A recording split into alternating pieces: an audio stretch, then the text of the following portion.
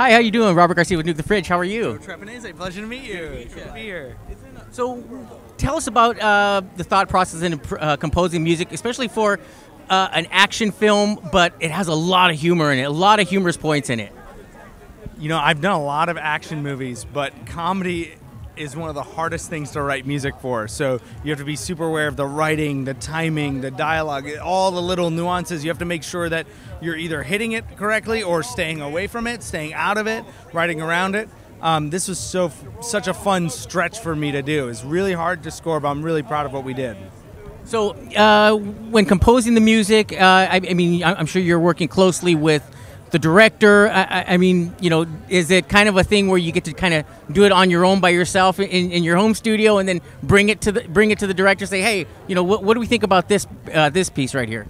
Yeah, you kind of summed it up there. You know, I think, you know, my goal is to learn the movie from the inside out. Maybe read the script even before there's a cut of the movie. Read the script, get to know what the movie's about, get to know all the deep, you know, what the movie's really about. Get under the hood so that the music can actually make the movie 3D. The music can actually bring stuff that maybe isn't on the screen right at this second. Maybe it's a comedy moment, but the music is emotional to bring that emotional depth to the movie. So I try to really understand the movie from a really fundamental level, go off, write some ideas, bring it to the director, and then that starts our dialogue going back and forth. He'll come to the studio, he'll give me some ideas, some notes, he'll leave, he'll come back, and so yeah, that's basically the creative process for a composer. Now, I like to ask composers a general question when I get a chance to talk to them.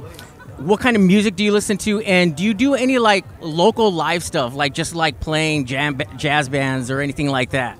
I love this question. I'm a founding member of the Echo Society, which is a group of 7 composers, and we generally do about 1 show a year. You could go to our website, theechosociety.com, and it's a way to showcase our music away from picture. There are a lot of us are film composers, or, you know, we do electronic music, but a lot of times we work with orchestras, so it's a really great project. Love doing it.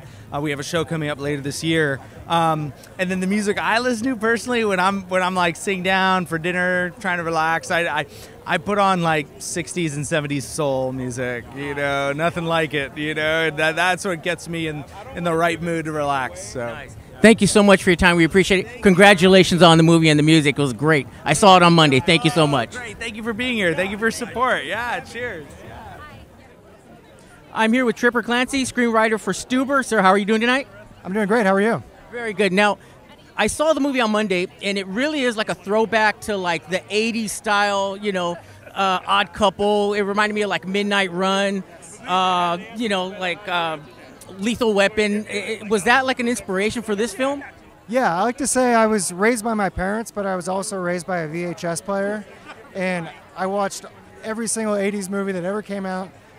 Lethal Weapon, Midnight Run, 48 Hours is a movie that's a big inspiration. This is my homage to all of those great movies I grew up watching. So what can fans expect? It has a little bit of everything, not just comedy, but a lot of action.